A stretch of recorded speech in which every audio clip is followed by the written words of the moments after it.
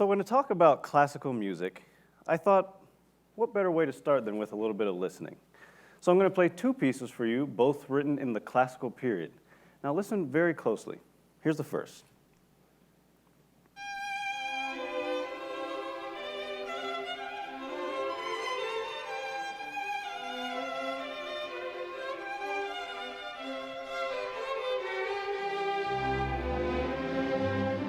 All right, now here's the second.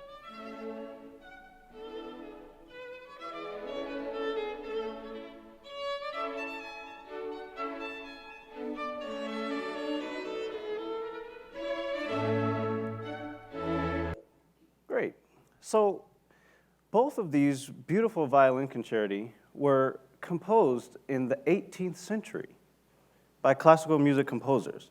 One was written by Wolfgang Amadeus Mozart, who is one of the most iconic classical composers in the history of the world. The other was written by this man, Joseph Boulogne Chevalier de Saint-Georges. Now, Joseph Boulogne was born about 10 years before Mozart in Guadeloupe to a black slave and her white master. He was a conductor, composer, and violinist. During his lifetime, he was appointed by the King of France to be the conductor of the prestigious Paris Opera. However, he was unfortunately never able to take that post because the members of the orchestra refused to be conducted by a mulatto man. Today, approximately 2/3 of his works are lost, and his work is seldom performed.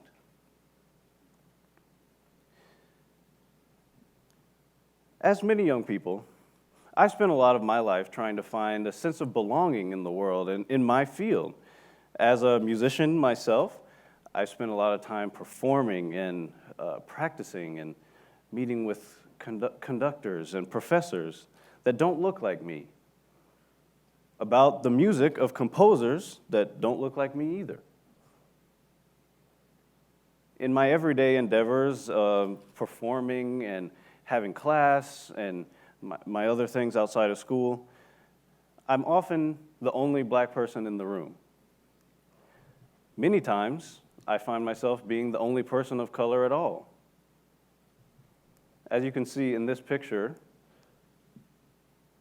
you can spot me on the third row. This was taken last quarter. Now, I don't say these things to complain. That's simply the state of things as they are now. On the other hand, I've spent a lot of time in high school and college asking myself questions like, am I black enough? Does anyone that looks like me care about the same things that I do? Should I be spending my life pursuing something that's more historically associated with black culture? How could I not ask myself these things when people in my high schools and in college have called me an Oreo because they thought that I was black on the outside, yet somehow my interests made me white on the inside? I don't get it either. I felt that I was spending my life pursuing an art that simply wasn't meant for me. However, since this time, I've come a long way to realize that the contributions of minorities and women in the arts have been going on since the 18th century and before.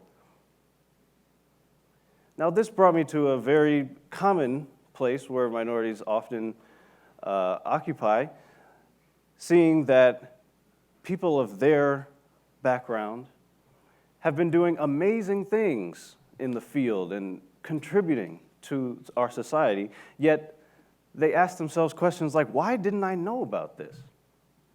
Why didn't I learn about this in school? The work of people of color has been marginalized as a side note, if it's mentioned at all.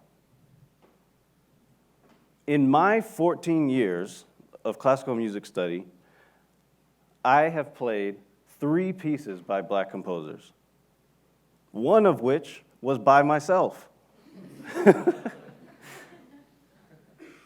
This is a real problem, and I think that needs to be addressed. When I first started getting interested in diversity and inclusion in classical music, I did what anyone else would do and started doing a lot of research. I talked to my mentors, colleagues, professors, went online, did Google searches, and because I was looking for what work was already being done in the field. And to my surprise, I actually found that there are a lot of initiatives that are trying to address this issue of diversity in classical music. Upon finding all of these different organizations that are out there, I thought to myself, how is it that I can't name 5 black composers after going to some of the finest classical music institutions in the country, in the University of North Carolina School of the Arts, Indiana University Jacobs School of Music, and Northwestern University? Something clearly was not working. It's very interesting. In moving forward with this, I thought to myself, not only are the problems within these schools, the problems are in the professional scene as well. If you look at the orchestras around the country, 4% of performers in the top 25 orchestras are black or Latino combined. 0%, statistically speaking, of pieces performed were by any composer of color at all. 0%. Now, I'm not saying that there were 0 pieces performed by these major orchestras. However, the fact that the number is less than 0.5% of all of the pieces is startling within itself. And if you look at the conservatories around the world, in the country, you'll see that the faculty, students, and administration simply do not represent the diverse world in which we live. Now, I could give you single-digit statistics all day to explain how much this is an issue. Some of them might be 2 digits because there's a decimal place. But I think from here, we need to move forward.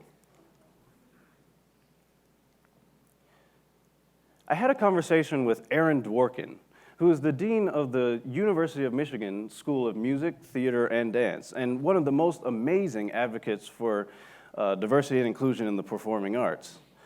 And he told me something very interesting that has stuck with me ever since. He said that in dealing with these issues of diversity, many times it's not difficult to address them. They simply require that you think about them at all. For example, at the University of Michigan, they've started recently an international chamber music competition called the M Prize. Now, the M Prize is amazing in a lot of different ways. It has some of the largest cash prizes I've ever seen. There's phenomenal media coverage for all the ensembles that participate, and the ensembles get to collaborate with each other, and it's simply amazing. However, the most important thing to me about the M Prize competition is that if you look at the panel of judges and the board members, you'll find an extreme amount of diversity. There are female musicians represented, black musicians, Asian musicians, Latino musicians. Now, in doing this, he did not have to sacrifice artistic excellence for the sake of diversity. In fact, the M Prize competition is now one of the most prestigious in the entire world. He simply had to think about it at all. Here at Northwestern, we are also making a few changes. In speaking with a lot of my friends in the Bean School of Music and colleagues, I started a petition among students to show our administration that this is a serious issue that is a concern of the students. Now, we're not asking that anyone reinvent the wheel. We're not asking that anyone throw away what we already have. We're simply asking that the contributions of all people are considered in our music theory, music history, and oral skills curriculums.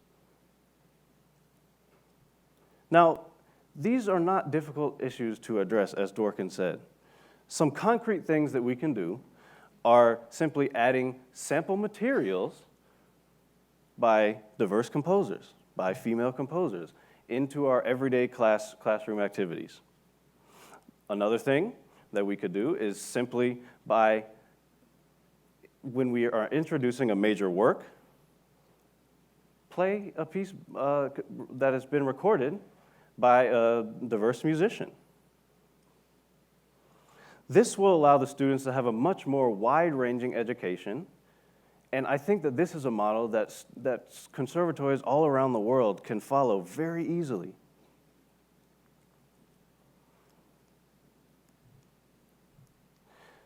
Now, I know that there is definitely no quick fix for this issue. However, there are a few succinct things that I think are very important when we're starting initiatives to combat diversity and inclusion. Firstly, I think that all of these initiatives need to be thought of as top-down. What I mean by that is that the nation's best music schools, the nation's best orchestras, wind ensembles, chamber ensembles, and soloists need to take it upon themselves and realize that they are the trendsetters in this field. What they do, other people will follow. Who they commission for new works, other people will commission. Second, we need to ensure that our initiatives are inherently inclusive and not more divisive. Many times, there will be a Black or Latino only orchestra that only plays the music of Black or Latino musicians, of composers. And there are also lots of initiatives where there are musicians that go into inner city schools and they perform classical music for the students there. And this is great. However, what they don't realize is that these children are seeing people that don't look like them coming into their school playing music of people that they can't relate to. They need to be hearing about people like Joseph Boulon, because I can tell you from personal experience that learning about the contributions of people like you at such a high level is so empowering and gives you the confidence to know that your form of expression can also be appreciated. Third, within each of our minority groups, we must value the people that have come before us and teach our children that they can truly do whatever they put their mind to. When I was a boy, I learned about people like Jackie Robinson, Harriet Tubman, George Washington Carver, because they were people that I could look up to that have made major contributions to the world and are also Black. However, I hope that the next generation can also learn about people like Sanford Allen, who was the first Black musician to ever enter the New York Philharmonic, or people like Florence Price, who was the first Black woman to have a piece performed by a major orchestra in the Chicago Symphony. Finding out about people like this is what's truly going to create diversity in the field that we love so much. Now, I realize that today I've focused a lot on Black musicians, and that's simply because that's my experience. However, in dealing with the petition, I've realized that so many other of my colleagues feel the exact same way. There are so many people that feel like the work of people of their background has been marginalized and pushed to the side. It's time that we realize that the oppression of one of us is truly the oppression of us all. We must fight for ourselves, but we must also fight for our neighbors. It's time that we truly bring the contributions of minorities and women into the canon of classical music. Now, I'd like to close today just by performing a short little excerpt of a piece by William Grant Still with one of my good friends in the School of Music and fellow musician Karen Zhang. Thank you.